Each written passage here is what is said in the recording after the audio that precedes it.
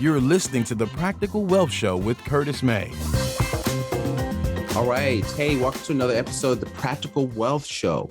And so I am really excited. We have Miss Natalie Gold, who's a powerhouse attorney. And I met her on Clubhouse and she was dropping gems. I was like, y'all need to hear her.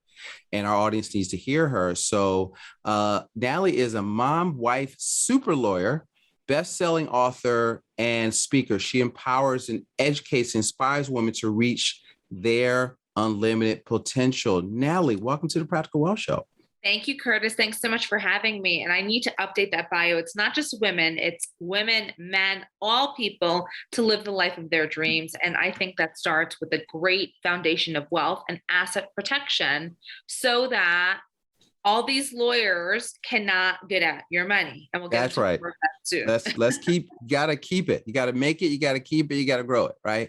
And so asset protection is major, and it's the saying, you can't insure your house if it's already on fire, right? So you can't if you're being sued, it's too late to, let me set up a trust or let me set up an LLC and protect my stuff. I heard you say on the call, it was like, that's called a fraudulent conveyance. You can't do that, right? So you got to get this stuff set up right first. It's too late to apologize, as the song goes. Look, too late. To your point, right? Who wouldn't want to save the money on the insurance and wait until the house is burning? But nobody's giving you a policy at that point. Same with asset protection. Unfortunately, the United States of America is the most litigious country in the world by far. Mm-hmm. We have about 44% of the world population and about 90+% of its lawsuits. Wow. So are you going to roll the dice, or are you going to make sure that you're busting your butt, working every day, making this money, that it's actually going to be there for you and your family when you need it? Exactly. So that's the name of the game. Let's protect it. Let's get into that. So one of the things and anything you want to talk about in regards to moving towards asset protection, we really want to talk about trust today, but if you want to build into the idea of asset protection, but what we want to talk about today, because she was talking about this on a call, and I've been getting a lot of call for this. So Curtis stays in his lane, and I find y'all an expert. Okay. So anything you want to say about more about asset protection, or do you want to jump into trust? Trust are the number one vehicle for asset protection. That's all it is. Okay. And what a trust does, and we use other things for asset protection in addition to, but the trust is always going to be our cornerstone. Okay. Now, the difference between a revocable and an irrevocable trust are that in a revocable trust, the asset protection can only happen after a person passes away. Okay. Or if you're doing you and your wife, you and your husband, it's after both people pass away. At that point, it becomes asset protected for your children. There are ways we can draft it as well, that on the death of the first one, it goes into a spousal trust. So that way, let's say you want to make sure that your wife doesn't end up marrying somebody new and giving all your money to him, we can work around that and make sure that that's planned so that it's protected for her and the children and not some new person. Right. But really, you have to think about. I need you in mourning for at least a year. I want you wear black, and I want the flags at half mast. Well, I certainly 6 months. Include any of that kind of language with the trust. But what the couple wants to discuss is up to them, right? So that's what a revocable trust really does. It avoids probate, and it allows for some protection after death. After that, okay. The irrevocable trust difference is that it allows for the protection during life, but you can't have something for nothing. Mm-hmm. So you can't also be the trustee and be the one in power and also have all the benefits of a trust. Okay. Typically with irrevocable trusts, which is why for most people, let's say they're doing Medicaid planning, they don't want to pay 15 to 20 grand a month in care. Mm-hmm. They're going to do a Medicaid trust, which is an irrevocable trust for the benefit of the grantors, mom and dad. Typically, the kids are going to be the trustees, and then it's going to be for the kids when mom and dad are no longer here. Now, if someone, though, is, let's say, not the person who's thinking about just avoiding probate, rev trust, or Medicaid trust planning, let me get this money out of my name, but not just gift it to my kids where I lose the step up in basis and they'll have to pay a tremendous capital gains tax when I'm no longer here, and maybe daughter-in-law or son-in-law who don't really love will now be privy to my assets when I'm still alive and they could kick me out on the street. We're going to do a Medicaid trust. It's going to be irrevocable. But you know what? At this point, I'd rather give my kids the control than have to spend 20 grand a month in my care and deplete everything I've ever made. Those are kind of the basics. Okay. Once you get into more sophisticated planning in that you have over a 7-figure net worth, you need to start thinking, yes, the death is important. Yes, when you're getting older and the long-term care costs, of course, very important. But why the heck are you an entrepreneur or a working person who is killing yourself every single day if you are living with your butt naked as far as your assets are concerned? Come on now. Mm-hmm. Truth be told. And that's what's happening when you're living in your personal name. The Rockefellers said, own nothing, control everything. What that means is own in trust. Okay. And what we're talking are asset protection trusts. Depending on how we structure them, are we doing it for tax purposes? We need to do a little something different. We need to put someone else, maybe your spouse, maybe your brother, sister, in control as trustee. If we're doing it for asset protection purposes, meaning you're less than $10 million net worth or $22 million for a family, husband, wife, so you're not worried about the estate tax, but you are worried about lawsuit prevention, we can actually allow you to be your own trustee, having a private trust company, which is anonymous, and the person establishing the trust, and it's for your benefit. So it's like, why wouldn't you do this? And that's the domestic asset protection trust. It's just domestic. Okay. So is that revocable, irrevocable? Is that a separate thing? It's an irrevocable trust. Irrevocable. Which acts like a revocable because you are in all three positions. So a trust is simply a contract between a person, grantor or settlor, person establishing it, and a trustee for the benefit of a beneficiary. Okay. If you can take all three roles, though, that's power. And you still get the asset protection. It's everything you want from the revocable trust, the power, the control, the probate avoidance, plus the irrevocable trusts, tax benefits, and asset protection rolled into one. Wow. I'm loving that. Payne, I want to do an example here. So here's like 3 types of listeners I have or clients I work with. So 1, I work with small business owners. Okay. 2, I work with pretty successful real estate investors. And then I've got families that aspire to the first 2 I just named. So let's say they're working, they have a job, but they have, 1 to 5, 6 properties, a business, therapy practice on the side or whatever, and they're trying to grow their wealth. Let's start with that, the last one first, because I guess you're going to grow into the rest of it. And here's the other part, because this is the part I thought about. I'll ask people this question when I work with them. I say, listen, if let's say you and your wife both passed away and your child was 18, okay, or under 18, would you want to have them have access to the $1 million or $2 million life insurance policy that we set up directly with no instruction and no restrictions? Supervision. Yeah, supervision. Is that what you want? They go, no. See, in my mind, they just said they wanted trust. Correct.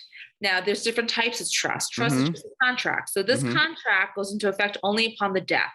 For that family, let's take the last example first. What they need is this: a pour over will into a living trust, which is a revocable trust, that then allows for a further trust to be established for their children. So let's say mom and dad pass before the kids turn 30. Right. That trust is held for their benefit, the kids' benefit until they're 30. Now at 30, I still don't want the kids to get it directly. And here's why. Let's say they marry the wrong person. Yes. Or they get into a bad business partnership. You want your money protected. I said a joke as, listen, I'm trying to protect I have 3 daughters, right? So to protect them from their future first ex-husband, right? And I hate to say, but just what 60% of marriages end in divorce, I don't want some knucklehead to get my money. Right. So you keep it separate. We keep it in further trust. Now at 30, they can become their own trustee. They can become in full control, but they keep it separate. And yes, do you have to educate your children on what you're doing? Duh. Right. If you're scared to talk about money, your family will never be wealthy. Yeah, we talk about it. Listen, our third principle, I'll talk to you about my 5 principles. Principle 2 is maximum protection, which the third principle is full replacement of assets at death, or I call it leaving a legacy of wealth and the wisdom to go along with that. So we have to teach, Rich Dad Poor Dad says wealth. Rich Dad, so the whole title of that book people miss is Rich Dad Poor Dad, would wealthy people teach their kids that the poor and middle class don't. So you got to learn it. And you got to teach it. That's kind of like my driving passion of what we're trying to do here. And just, introduce some experts like you. So that's my 30-second rant. To your point, like if you don't, you could do the best planning in the world. You can have the best written trust in the world. It doesn't matter, because the one determinant of whether or not this will work is human behavior. Yes. And behavior is taught time and time again. It's not a one-time conversation. By the way, when I drop dead, go look at my will. It's in this place and this. No, it's understanding we are a family of wealth. Mm-hmm. We intend to keep it that way. Mm-hmm. And here's how we're going to do it. You are part of this business, the family business. Right. It's not decimating this money. It's continuing to grow it, because when you grow more money, you can make more change and be a positive force in this world. Right. Look, all these people who are scared to talk about money with their kids and blah, blah, blah, blah, likely they don't have much and they're afraid of money. You cannot make money your friend if you're afraid of it. Right. Money goes to where it's treated the best, where you can't have a disdain for it and attract it, or be scared about it and attract it, because it's not going to come. You're not going to attract it to you. And there are rules to the game, and you got to learn the rules. Money's not good or bad or evil or all that nonsense people talk about. Money is green paper you exchange for goods and services. And so you have to teach your kids those principles so that you can perpetuate this stuff. So that's exciting. And Curtis, to your point of green paper, and today it's not even green paper. Today It's cryptocurrency. And if you have a private wallet and nobody has the private key, how the heck are they going to get that money? Right. How about that? They don't even know where it is, if you have it, and how to get into it. So let's stay on the the trust thing, because let me ask you this. So here's what comes to mind. So a power of a will, revocable trust. Now, is that like a foundational thing, do you move up into the other things that we talk about depending on your situation? Like, can you have more than one, or explain the levels of that? Of course you can. It's going into Dunkin' Donuts. You get a base. You get your base vanilla or whatever. You get a cup, and you can fill it with whatever you want. The revocable trust is just the plain vanilla. Okay. It's the most basic. It's going to get you there, but it's not going to do a ton of things. It doesn't have the sprinkles, the cherries, the whipped cream. It just doesn't have it. Mm-hmm. Just plain vanilla. Well, let's say you want to go into something more sophisticated as you make more money. Well, you better put all your real estate into separate LLCs. Hello?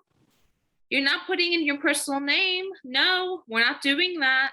Let's say, all right, let's talk about, because this is a question I asked you on a thing, because I've had people say, oh, that's too much paperwork. Like I can't, I've got 15 properties. I can't have a separate entity for each one. And you gave me a really good response to that. So I'm setting that up. I want you to talk about that before we go back to your trust. Well, how about the 15 properties you worked your butt off to have, and you get one lawsuit because of one of them? Someone slips and falls, a tenant, something happens. And then they come after everything you own because it's in your social security number, which can be easily found with one search. Mm-hmm. Cool. If you want all your money to go down the drain because it was too much paperwork and too hard, fine. But here's, Curtis, what it comes down to. When people start making money like that and buying like that, you need to up your mindset. You're no longer going to be DIYing it and thinking you're doing it right. You're going to level up and get the right professionals like you, like me, to make sure that we're all talking to each other and figuring out this game plan. It's not just like, let me go to LegalZoom and get a $100 document and I'm good. Did it take you $100 to buy those 15 properties? Right. I mean, wake up, That's right. Got to spend some money. Got to spend money to make money. Money to make money. So now so let's say they've set up the pour over will but now they're becoming an investor. Is that, are we changing the will they have, or are you adding something else to it? Like, because I'm so not understanding. So I know if I don't understand it, my listeners are. So I'm asking the questions I think they would ask. That. Mm-hmm. So look, the pour over will pour over into the trust that is named in the will. At first, it was the Curtis May Revocable Living Trust, because that's what we started with. Yes. But now, if everything that Curtis May owns is going to be within LLCs that are then assigned into the big bucket of the Asset Protection Trust, yes, we need to update the pour over will to make sure that the Asset Protection Trust is named. Now, we don't ever want to actually use the will, Curtis. Here's the thing. The will is the catch-all in case we forgot something. Mm-hmm. The trust and a beneficiary designation and a TOD all go first.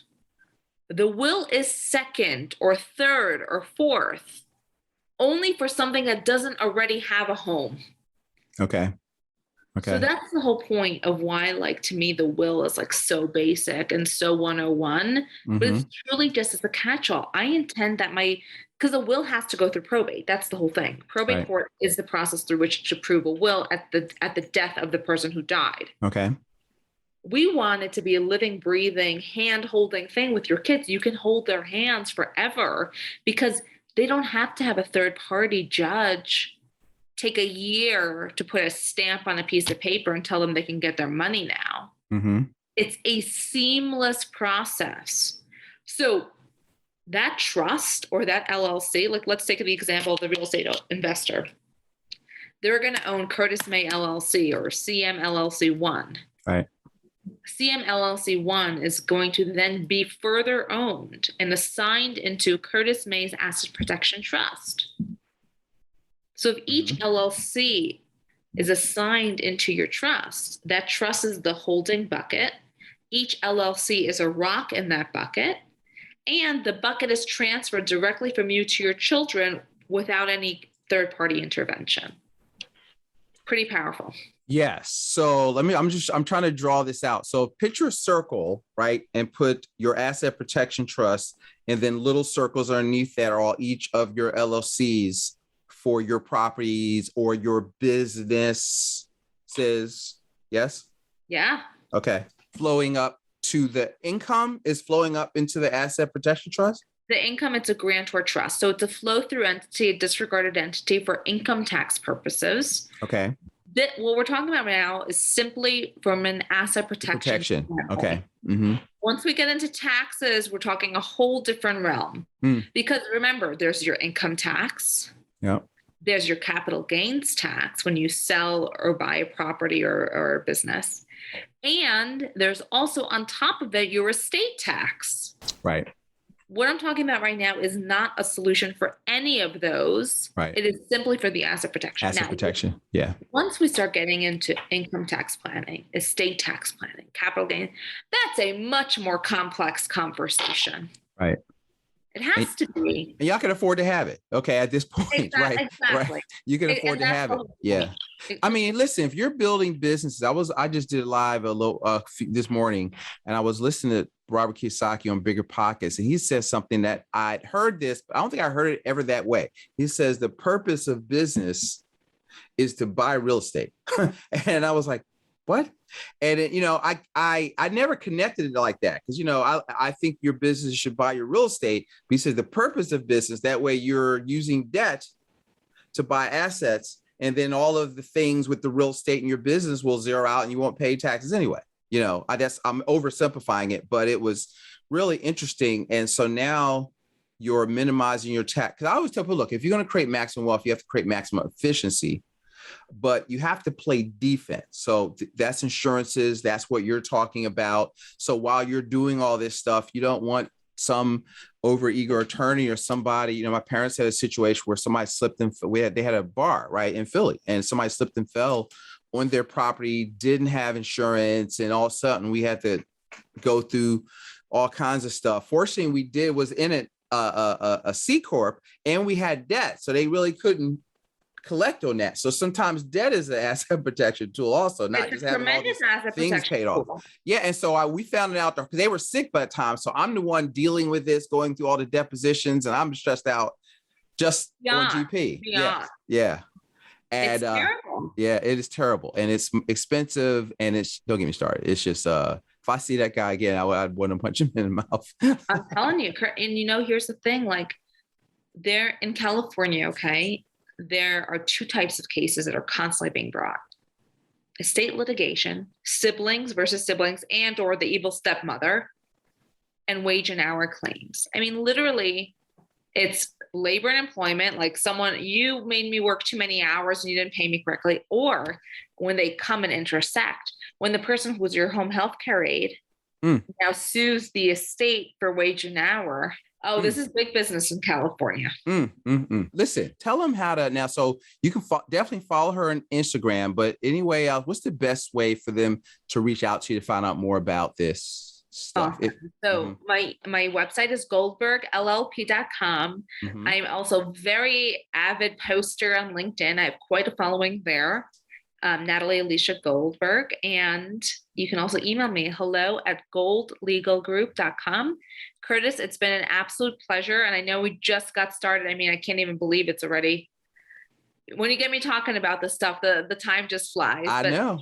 Truly, You're like thank me. you so much for the opportunity. Yes, my pleasure. So you have a great rest of your day. Hopefully we can get you back and we can talk some more, because this is it's a big conversation.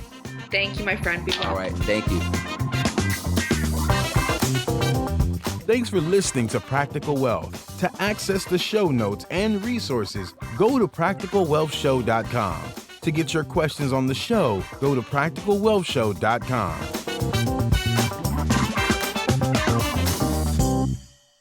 This show is for entertainment purposes only. Before you make any investment decisions, consult a professional. This show is copyrighted by Practical Wealth. Written permission must be granted before syndication